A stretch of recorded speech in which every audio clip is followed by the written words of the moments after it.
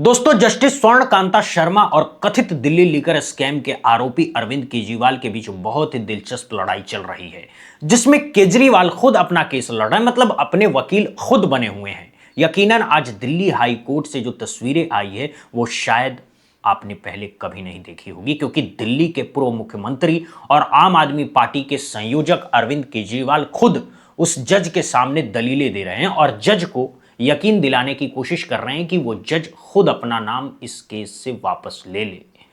Justice स्वर्ण कांता शर्मा ये सब सुन रही हैं। दरअसल सीबीआई निचली अदालत में हार चुकी थी।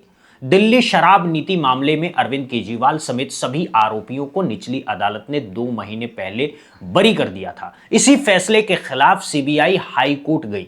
हाई कोर्ट में जस्टिस स्वर्ण कांता शर्मा के सामने केजरीवाल ने कहा कि वो इस केस की सुनवाई नहीं कर सकती, क्योंकि उनसे जुड़े लोगों या उनके बच्चों का इतिहास बीजेपी के करीब बताया जाता है। उन्होंने कहा कि पहले भी जस्टिस शर्मा से उन्हें राहत नहीं मिली और अब उनके मन में डर है कि उन्हें न्याय नहीं मिलेगा।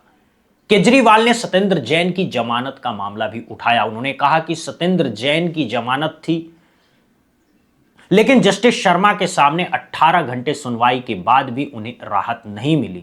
अरविंद केजरीवाल खुद जज के सामने खड़े होकर दलीलें दे रहे थे और यह समझाने की कोशिश कर रहे थे कि जज खुद इस केस से अपना नाम वापस ले ले।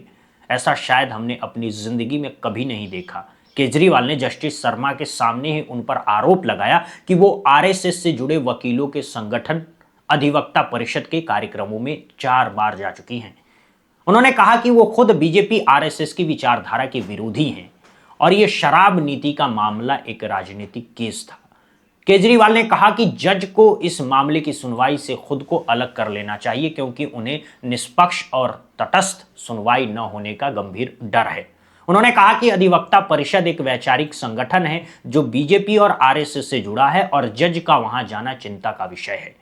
उन्होंने सुप्रीम कोर्ट की एक टिप्पणी का हवाला देते हुए कहा कि लोकतंत्र में धारणा भी मायने रखती है।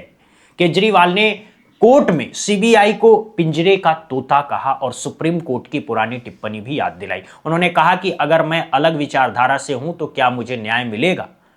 जज आरएसएस के कार्यक्रमों में जाती हैं, इसीलिए मेरे मन में शंका है कि मुझे न्याय नहीं मिलेगा। इस पर जस्टिस स्वर्ण कांता शर्मा ने कहा कि आप मुझ पर आरोप लगा रहे हैं कि मैं किसी खास राजनीतिक विचारधारा की पक्षधर हूं। उन्होंने पूछा, क्या आपको पता है कि मैंने वहां क्या भाषण दिया था? केजरीवाल ने कहा, मैं ये नहीं कह रहा कि आपने कोई भाषण दिया, लेकिन मेरे मन में आशंका है। हर एक शब्द केजरीवाल ने सोच समझ कर रखा। फिर उन्होंने आरोप लगाया कि विपक्षी नेताओं से जुड़े मामले की सुनवाई जल्दीबाजी में की जा रही है। उन्होंने कहा कि ईडी और सीबीआई की लगभग हर मांग जस्टिस शर्मा ने पहले ही मान ली है। केजरीवाल ने यह भी कहा कि वो कोर्ट में आरोपी के तौर पर नहीं, बल्कि एक बरी हो चुके व्यक्ति के तौर पर खड़े हैं। उन्होंने आरोप लगाया कि 9 मार्च का आदेश उनकी बात सुने बिना ही पारित किया गया, जबकि ट्रायल कोर्ट ने हजारों पन्नों की जांच के बाद उन्हें क्लीन चिट दे दी थी। बाद में बता दें कि 27 फरवरी को ट्रायल कोर्ट ने केजरीवाल, मनीष सिसोदिया, संजय सिंह समेत 21 लोगों को बरी कर दिया था और सीबीआई की जांच को कमजोर बताया था। इसके बाद 9 मार्च को हाई कोर्ट ने सीबीआई की याचिका पर नोटिस जारी किया और ट्रायल कोर्ट के फैसले पर सवाल उठाए। केजरीवाल ने कहा कि 9 मार्च का आदेश देखकर उन्हें पक्षपात की आशंका हुई और उन्होंने चीफ जस्टिस को पत्र लिखा। उन्होंने कहा कि अगर किसी पक्ष को जज के प्रति पक्षपात का डर हो तो जज को खुद को केस से अलग कर लेना चाहिए। उन्होंने यह भी कहा कि कुछ मामलों में बहुत कम सुनवाई के बाद ही निष्कर्ष निकाल दिए जाते हैं और मनीष सिसोदिया को पहले ही सबसे भ्रष्ट कह दिया गया था, लेकिन बाद में कोर्ट से क्लीन चिट मिली। केजरीवाल ने कोर्ट में उस खबर का भी जिक्र किया जिसमें बताया गया कि जस्टिस स्वर्ण कांता शर्मा का बेटा केंद्र सरकार का स्टैंडिंग काउंसिल है, यानी केंद्र सरकार के लिए वकील करता है। उन्होंने सवाल उठाया कि अगर बेटा केंद्र सरकार को रिप्रेजेंट करता है तो क्या उनकी मां जस्टिस शर्मा सरकार के खिलाफ आदेश दे पाएंगी? यहां कॉन्फ्लिक्ट ऑफ इंटरेस्ट साफ दिखता है। सुनवाई के अंत में जज स्वर्ण कांता शर्मा ने केजरीवाल की दलीलों की तारीफ करते हुए कहा, आपने बहुत अच्छा तर्क दिया, आप वकील भी बन सकते हैं। इस पर केजरीवाल मुस्कुराए और बोले, धन्यवाद मैम, मैं अभी जो कर रहा हूं उसी से खुश हूं। उसके बाद सॉलिसिटर जनरल तुषार मेहता, जो इस केस में सीबीआई के वकील हैं, उन्होंने अपनी बात रखी। उन्होंने कहा कि इससे एक नई मिसाल बनेगी कि कोई भी आरोपी किसी भी जज के सामने जाकर कह दे कि आप सुनवाई करें, कोई दूसरा जज दे दे। उन्होंने कहा कि बार बार ऐसी दलीलें देने पर अरविंद केजरीवाल के खिलाफ कोर्ट की अवमानना की कार्रवाई होनी चाहिए। तुषार मेहता ने कहा है कि इस मामले को किसी दूसरे जज के पास भेज देना बहुत आसान है, लेकिन इससे जो मिसाल कायम होगी उस पर गौर करना जरूरी है। उन्होंने कहा, मैं दिखाऊंगा कि यह सिर्फ एक गलती का मामला नहीं है, बल्कि पूरा इकोसिस्टम काम कर रहा है। उनके अनुसार सिर्फ सीबीआई के लिए ही नहीं, बल्कि कोर्ट के लिए भी जरूरी है कि ऐसे प्रयासों को नाकाम किया जाए जहां अदालत पर आरोप लगाकर दबाव बनाने की कोशिश हो। तुषार मेहता ने कहा कि इसी बेंच ने जो रीजन टू बिलीव वाला आदेश दिया था उसे सुप्रीम कोर्ट ने बरकरार रखा था, लेकिन केजरीवाल ने यह जानकारी कोर्ट से छिपाई।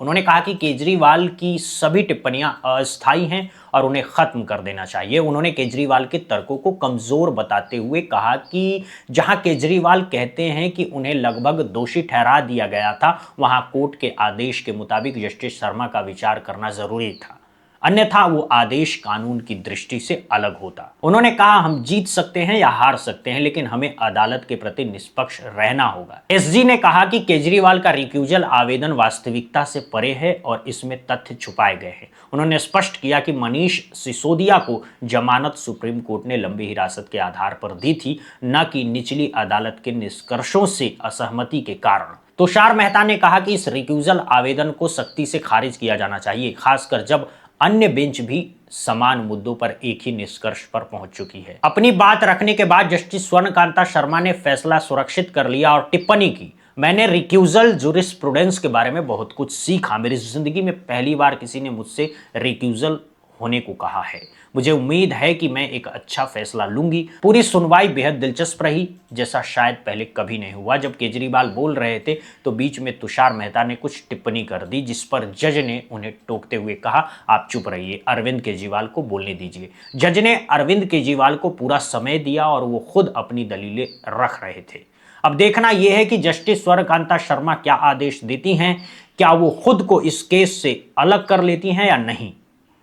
केजरीवाल एक नैरेटिव की लड़ाई भी लड़ रहे हैं। कोर्ट का जजमेंट जो भी आएगा, लेकिन सोशल ट्रायल या मीडिया ट्रायल वाली लड़ाई को वो जारी रखना चाहते हैं। आज अरविंद केजरीवाल ने कोर्ट के सामने रिक्यूजल एप्लीकेशन पर अपनी दलीलें रखी। इसके अलावा 6 और एप्लीकेशन थी जो अलग अलग आरोपियों, जिनमें मनीष सिसोदिया, दुर्गेश पाठक, विजय नायर आदि शामिल हैं।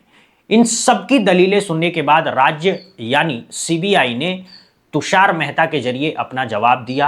अब कोर्ट ने फैसला सुरक्षित रख लिया है और आदेश सुनाया जाएगा। बुधवार तक का समय दिया गया है कि पक्ष अपना रिटर्न सबमिशन दाखिल करे। आज अरविंद केजरीवाल जी ने रिक्यूजल के एप्लीकेशन पे अपनी आर्ग्यूमेंट्स को रखा कोर्ट के सामने।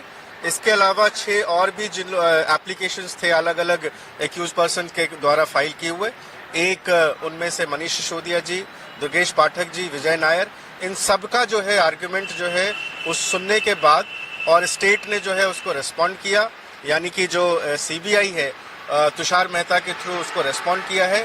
जजमेंट रिजर्व कर लिया गया है और अब जो है इस पे जो है जजमेंट सुनाया जाएगा।